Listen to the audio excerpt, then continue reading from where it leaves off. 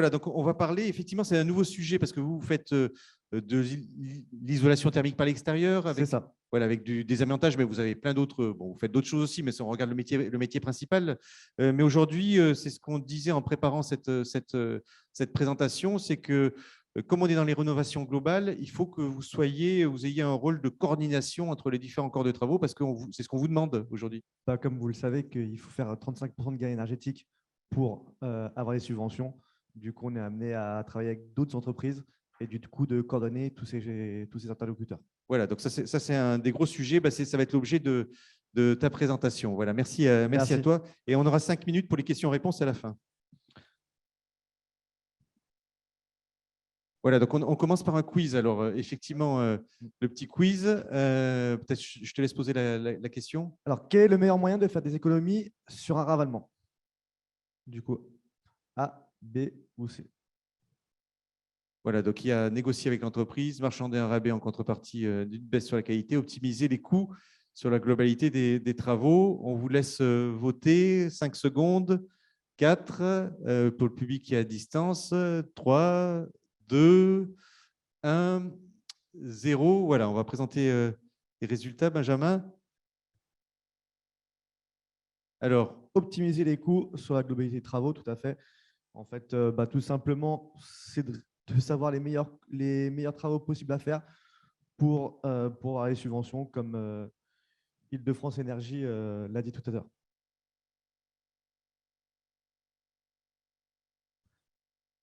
Je vais commencer par vous présenter un petit peu Spebi rapidement et après on viendra sur la coordination des différents lots. Du coup, Spebi, on est une entreprise du bâtiment spécialisée en rénovation énergétique. On est situé à Ivry-sur-Seine et on a 2 pôles logistiques, un au Pin dans le 77 et un autre à Coignard.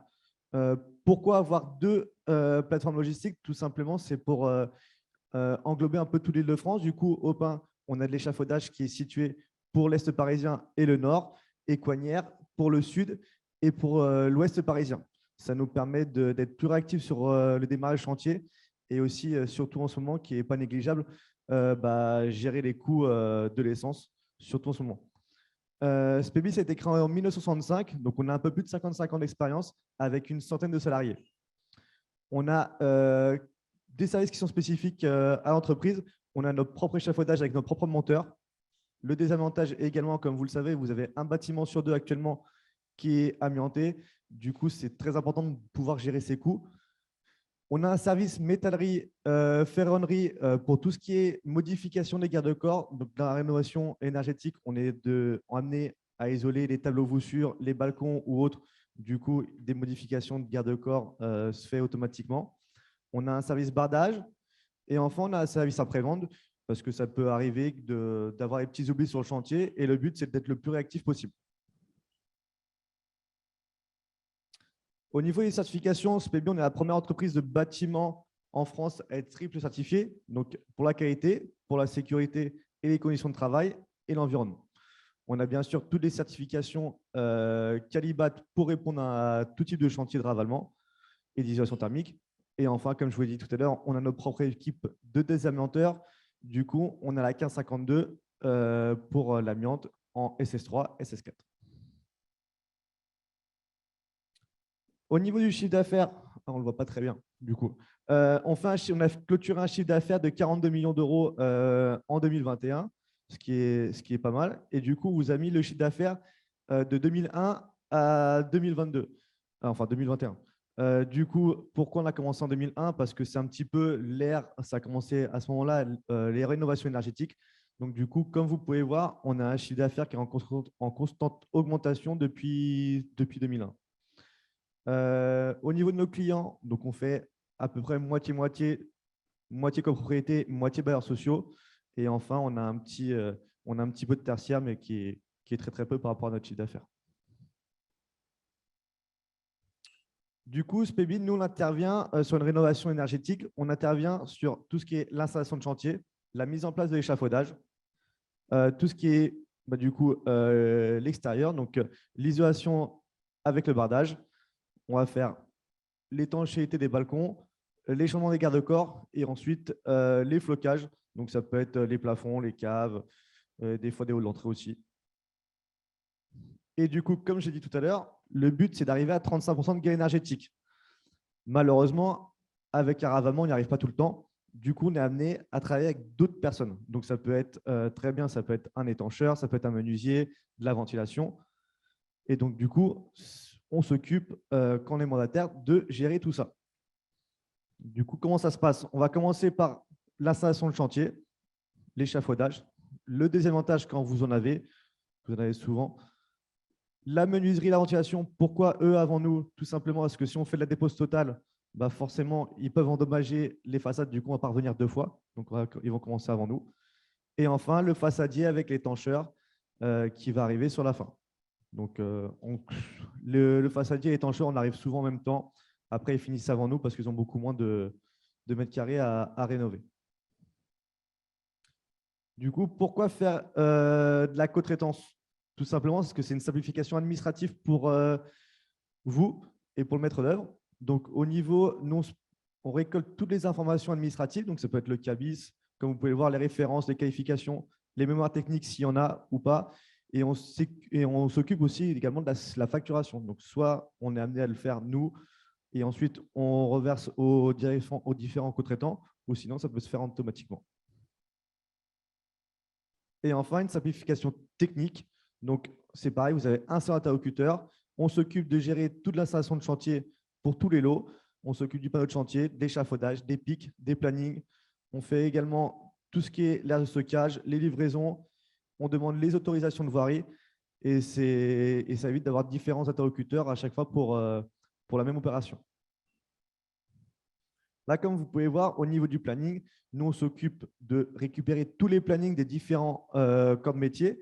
On les synthétise pour que les copropriétaires ils puissent voir très simplement par où on va commencer. Ils ont une vraie visu sur leur chantier. Ils savent que l'installation de chantier commence à ce moment-là. Ils vont savoir ensuite le menuisier va commencer à tel moment et ainsi de suite. Il y a une vraie visibilité pour les copropriétaires. Et le planning, il se fait toujours avec le PIC. Ici, comme vous pouvez voir, un plan d'installation de chantier.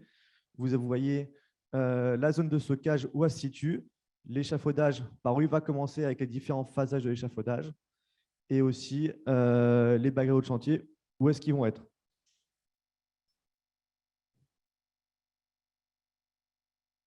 Comme je vous l'ai dit, un interlocuteur unique sur le chantier avec une communication qui est permanente, qui est très importante, surtout comme propriété. Nous, on fait toujours les avis de passage pour savoir où est-ce qu'on va commencer à tel moment sur le bâtiment. Ça peut être le bâtiment A, le bâtiment B, etc. Et ensuite, vous avez un cahier de doléances sur la baraque de chantier où les copropriétaires ils peuvent dire toutes les questions qu'ils peuvent avoir. Ils les notent là-dessus et comme ça, en réunion de chantier, on pourrait répondre. Il y a un point d'ordre qu'on a mis chez SPEBI, c'est surtout la sécurité des chantiers. Donc, ça ne s'applique pas que pour nous, ça s'applique aussi pour nos co-traitants. Tout simplement, nous, en amont du chantier, on va demander aux co-traitants qu'est-ce qu'ils ont besoin. Donc, par exemple, pour l'étancheur, ça peut être une rehausse d'échafaudage avec une liste de garde-corps en plus. Pour le menuisier, ça peut être un ascenseur parce que les menuiseries, comme vous devez le savoir, elles pèsent leur poids. Du coup, là, on a vraiment axé sur la sécurité du chantier pour aussi bien nous que nos co-traitants. Donc là, ici, vous avez un autre pic. Et la rénovation énergétique, elle ne s'applique pas que à un type de bâtiment, elle s'applique pour tout type de bâtiment. Donc aussi bien du bâtiment parisien ou classé. Donc ici, sur du bâtiment parisien, vous pouvez très bien faire l'isolation des pignons, le flocage, changer les menuiseries. Vraiment, ça s'applique sur tout type de bâtiment. Là, ici, forcément, ça s'applique encore plus. Donc ici, c'est les clés sous bois. Donc c'est notre plus gros chantier, 6 millions d'euros. Et ici, on a fait, du coup, comme vous pouvez le voir, le bardage, l'amiante, les menuiseries, la ventilation. Ici, vous voyez la création de la ventilation sur un pignon. Et l'étanchéité des balcons avec le changement des garde-corps. Voilà, donc n'hésitez pas si vous avez des questions. Voilà. Arnaud, donc en termes moi, il y a une question que je me posais, qui a été posée, c'était en termes de responsabilité.